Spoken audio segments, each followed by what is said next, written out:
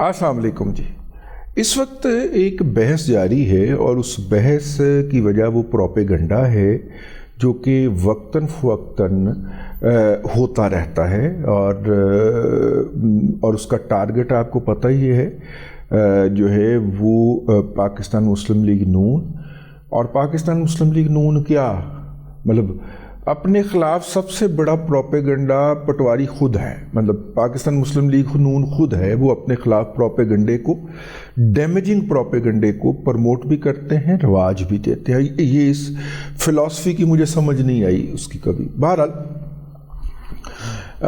लेकिन वो खुद हैं उसकी वजह का। लेकिन प्रोपेगंडे का टारगेट होता है सबसे पहले जनाब नवाज शरीफ साहब की ज़ात। अब नवाज शरीफ जो हैं वो एक बड़ी पर्सनालिटी है, टावरिंग शख्सियत, सियासी हवाले से आप कहें, वैसे भी पाकिस्तान के कौमी हवाले से भी कहें, पाकिस्तान की कौमी ज़िंदगी का कौन सा पहलू है जिसमें उनका जो है वो असर नज़र नहीं आता या इन्फ्लुएंस या नक्शेपा नज़र नहीं आता, उस हवाले से कह ले। लेकिन उनके ऊपर प्रोपेगंडा करने का उतना मौसर नहीं होता जितना कि फिर उनकी जो कमज़ोरी है या उनकी जो एक्सटेंशन है मरीम नवाज शरीफ, उसके ख़िलाफ़ प्रोपेगंडा किया जाता है। तो मुख्तलिफ उसके लेवल्स होते हैं। मैं उसके हवाले से भी आज बात करूँगा और एक अहम ख़बर है उसका भी इंकशाफ करूँगा। सबसे पहले कहा गया कि जनाब नवाज शरीफ साहब जो हैं वो पाकिस्तान से फ़रार होना चाहते हैं या भागना चाहते हैं या अदालतों से भागना चाहते हैं। हालांकि उस वक्त अब ये बात इंटरव्यूज़ के दौरान जो है वो पाया तकमील को पहुंच गई, साबित हो गई कि उस वक्त इमरान अहमद ख़ान नियाज़ी साहब जो हैं वो जाके जनरल लटायर कमर जवेद बाजवा के पास रोते थे और इसको पैगाम दे के भेजते थे फैज़ हमीद को कि जब तक ये अंदर बैठा हुआ है मेरे से हुकूमत नहीं चलनी, ठीक है, इसका कुछ करें, या तो इसको लटका दें और या इसको बाहर भिजवा दें। लटकाने के लिए नवाज शरीफ साहब की जान लेने के लिए मौसूफ ने खुद भी हरकत की और ये जो प्लेटलेट्स कम होते हैं ये एक तरह का जहर होता है।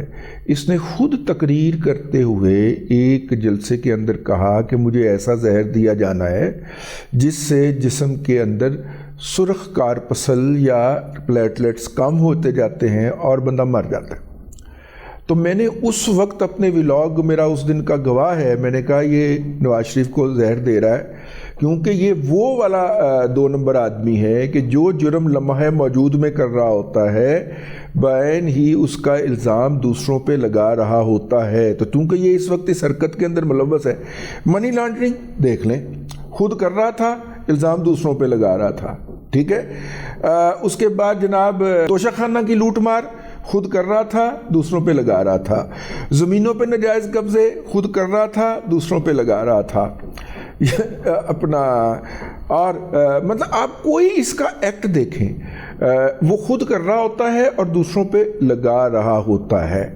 अब देखिए बहुत सारे पटवारी जो हैं वो जोशे जज्बात में कह देते हैं कि जनाब शौकत खानम कैंसर जो है उसका ऑडिट होना चाहिए।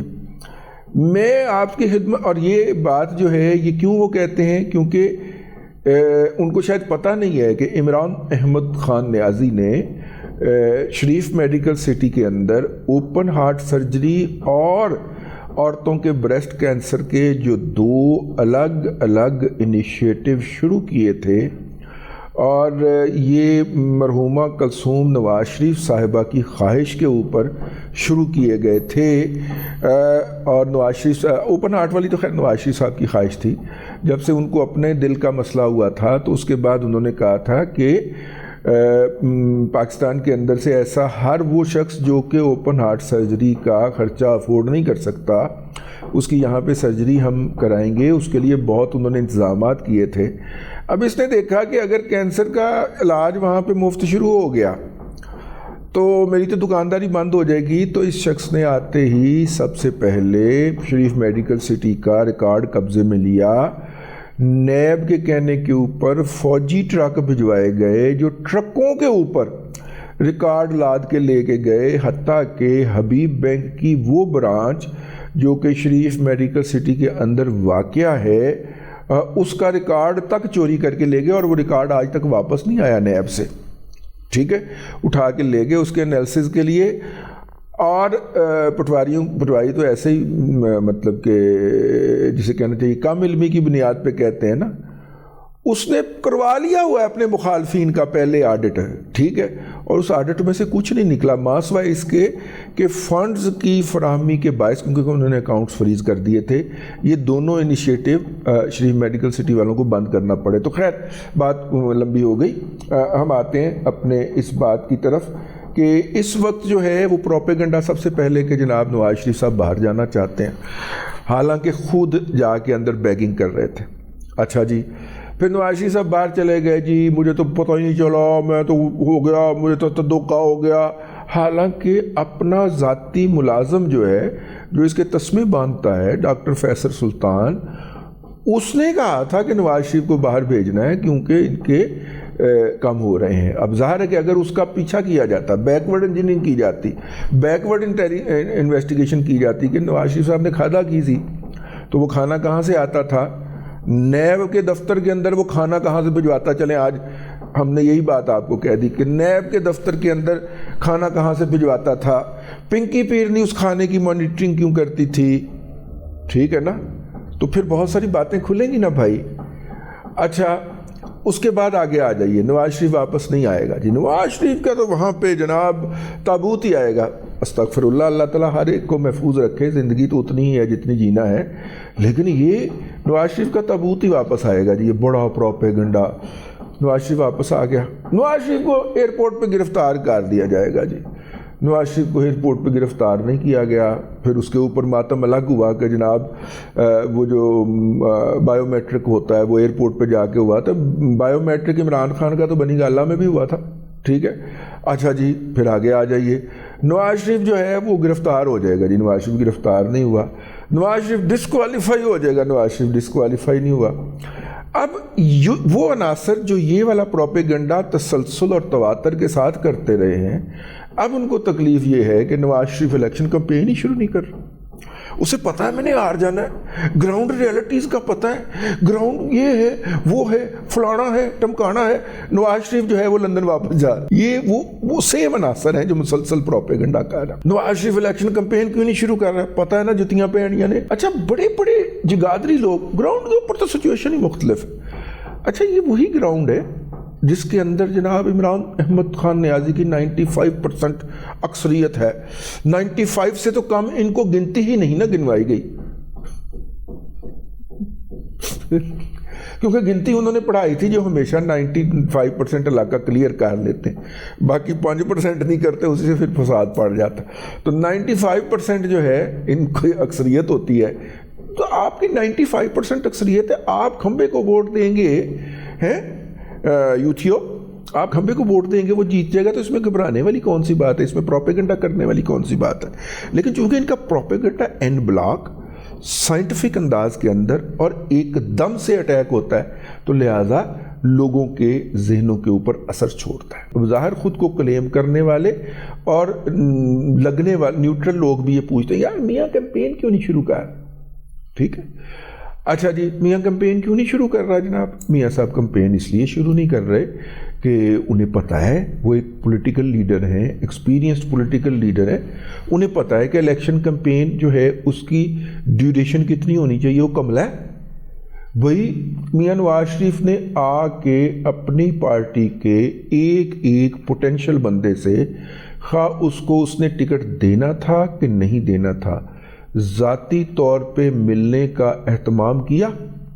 ہر کانسٹیچوئنسی کے تمام کینڈیڈیٹ جو ہیں ان کو سامنے بٹھا لینا اور بٹھا کے ہر ایک کا حال چال پوچھنا، ٹھیک ہے، اور جس کے بارے میں جو بات یاد رہ گئی ہے اس کو دہرانا، اور یوں اس کے درمیان اور اپنے درمیان ایک ایکویشن پیدا کرنا. یہ پروسیس ہوتا ہے نا. آپ ذرا دوسری پارٹیوں میں دیکھیں یہ پروسیس ہوا ہے.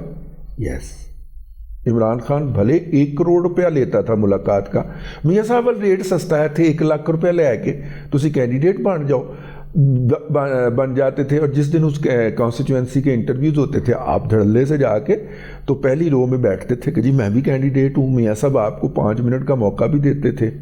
اور یاد دلاتے تھے کہ یار آپ سے وہ فلانے دن ملاقات ہوئی تھی، ہاں آپ کے ابا جی کا کیا حال ہے اس وقت ان کا، ٹھیک ہے. وہ بندہ اپنے آپ کو میاں نواز شریف کے ساتھ جڑا ہوا، ایکویٹ ہوا محسوس کرتا ہے. ٹکٹ ملنا نہ ملنا جو ہے وہ مطلب کہ اللہ کے پاس ہے، لیکن ایک دفعہ رابطہ تو ہو گیا نا.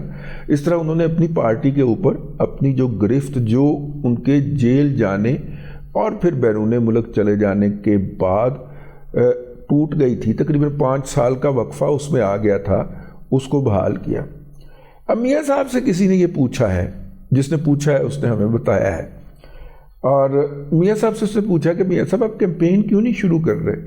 تو انہوں نے کہا کہ دیکھیے ہمارے ہاں جو لوگ ہیں وہ بڑے شارٹ میموری کے ہیں لوگ، ٹھیک ہے، اور کیمپین جو ہوتی ہے وہ 18 سے 20 دن کی کیمپین ہوتی ہے اور اتنی کی میں نے کرنی. اچھا وہ کیمپین کب شروع کیونکہ اس کی وجہ یہ ہے کہ ابھی تک تو ٹکٹوں کا فیصلہ نہیں ہوا. ٹکٹوں کی اناؤنسمنٹ ہوگی 12 کو، 13 کو الیکشن سمبل الاٹ ہوں گے، اور 15 کو پاکستان مسلم لیگ نون نے اپنے لانچ کرنا ہے اپنا مینیفیسٹو، منشور لانچ کرنا ہے کہ انہوں نے منتخب ہونے کے بعد کیا کچھ کرنا ہے.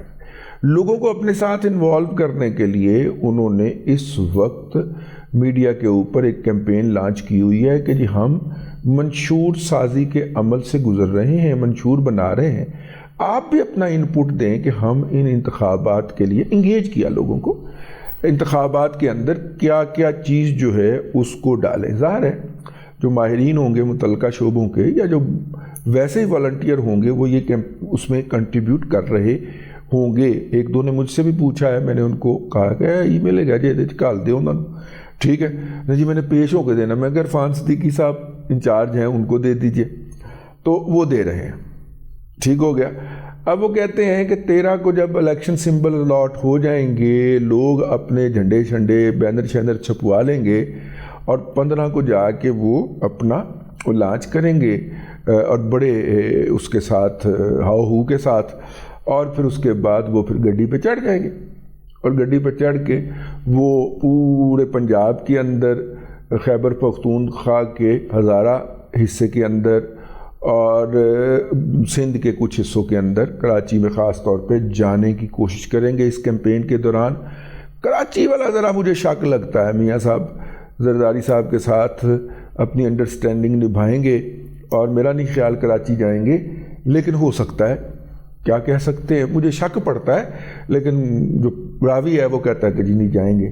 اور یہ ہے جی پوری ان کی کیمپین کا نقشہ. شارٹ میموری والی بات ان کی، ظاہر ہے ان کا تجربہ ہم سے زیادہ ہے پاکستان کی سیاست کا، بلکہ کسی بھی سیاستدان سے بھی زیادہ تجربہ ہے، اور انہیں پتہ ہے کہ لوگ جو ہیں یہاں پہ شارٹ میموری کا شکار ہیں اور وہ نکلیں گے. اور میاں نے نکلنے کا فیصلہ کر لیا ہوا ہے اور وہ اپنی پلاننگ کے مطابق ٹھیک جا رہا ہے. اور یہ بھی ہم آپ کو بات وقتاً فوقتاً بتاتے رہتے ہیں، آج پھر دہرائے دیتے ہیں کہ میاں نواز شریف صاحب 2/3 اکثریت کے ساتھ آ رہے ہیں، اور 2/3 اکثریت کے ساتھ آنے کے بعد جو ہوگا وہ پھر آپ دیکھیں گے. ٹھیک ہے، اب تک کے لیے اتنا ہی. اگلے ولاگ کے اندر پھر حاضری ہوگی. اللہ تبارک و تعالیٰ آپ کو آسانیاں عطا کرے اور آسانیاں خلق خدا میں تقسیم کرنے کی توفیق عطا کرے.